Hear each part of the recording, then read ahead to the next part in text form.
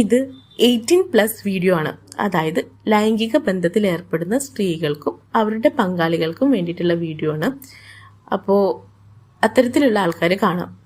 Okay, ഇത് എന്തിനെ കുറിച്ചുള്ള വീഡിയോ ആണെന്ന് വെച്ച് കഴിഞ്ഞാൽ പല സ്ത്രീകളും പല കാലങ്ങളായിട്ട് അനുഭവിച്ചിട്ട് പുറത്ത് തുറന്നു പറയാൻ മടിക്കുന്ന ഒരു പ്രശ്നത്തെക്കുറിച്ചാണ്. മറ്റൊന്നുമല്ല, പ്രശ്നം വജൈനിസ്മസ് എന്ന് പറയുന്ന കണ്ടീഷനാണ്. എന്താണ് വജൈനിസ്മസ്?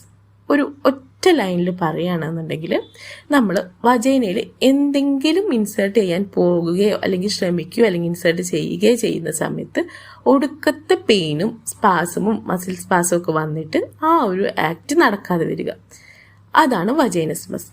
അപ്പോൾ വജൈനിസ്മസിൻ്റെ ലക്ഷണങ്ങളും അതിൻ്റെ പരിഹാരങ്ങളും എന്തുകൊണ്ടാണ് സ്ത്രീകൾ പലപ്പോഴും സെക്സിനോട് നോ പറയുന്നത് എന്നുള്ള കാര്യങ്ങളും ഈ വീഡിയോയിലുണ്ട്. അപ്പോൾ അതാണ് ഈ വീഡിയോയിലുള്ളത്. ഇനി നമ്മൾ ഇനിയും വീഡിയോസ് ചെയ്യുന്നതാണ്, ഈ ഒരു ടോപ്പിക്കിനെ കുറിച്ച് ഇനിയും വീഡിയോസ് ചെയ്യുന്നതാണ്. അപ്പോൾ അത് പെയിൻസ് ഓഫ് വുമൺഹുഡ് എന്ന് പറഞ്ഞാൽ നമുക്കൊരു പ്ലേലിസ്റ്റ് ഉണ്ട്. ആ പ്ലേലിസ്റ്റിൽ പോയി നോക്കിയാൽ നിങ്ങൾക്ക് ഇതിൻ്റെ റിലേറ്റഡ് വീഡിയോസ് കാണാൻ പറ്റും.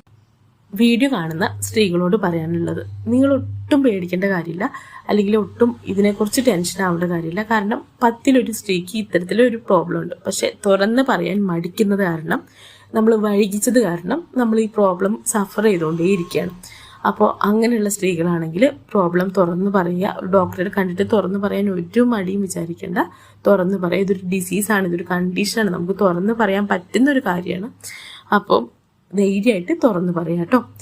പിന്നെ ഇത് ഇങ്ങനെ ബ്ലെയിം ചെയ്യുന്ന പാർട്ട്നേഴ്സ് ആണെങ്കിൽ, കുറ്റപ്പെടുത്തുന്ന പാർട്ട്നേഴ്സ് ആണെങ്കിൽ, ഇങ്ങനൊരു പ്രശ്നം നിങ്ങൾക്ക് ഉണ്ടെന്നുണ്ടെങ്കിൽ ദയവ് ചെയ്ത് ഡോക്ടറെ കണ്ടിട്ട് എന്താ ചെയ്യേണ്ടതെന്ന് വെച്ച് കഴിഞ്ഞാൽ പരിഹാരങ്ങൾ നോക്കാം. ഹോമിയോപ്പതിയിൽ ഈ ഒരു കണ്ടീഷന് ഒരുപാട് മരുന്നുകൾ അവൈലബിൾ ആണ്. പെട്ടെന്ന് എഫക്റ്റ് ആവുന്ന ഒരുപാട് മരുന്നുകൾ അവൈലബിൾ ആണ്.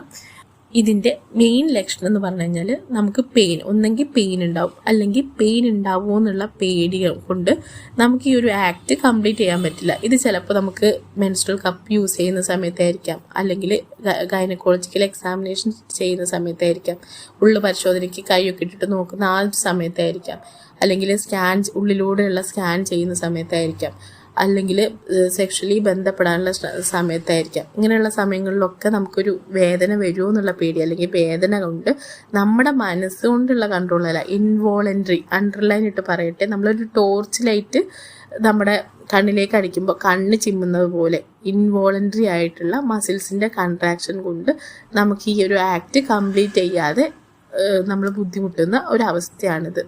ബാക്കി ഡീറ്റെയിൽസ് നെക്സ്റ്റ് വീഡിയോയിലുണ്ട് കേട്ടോ.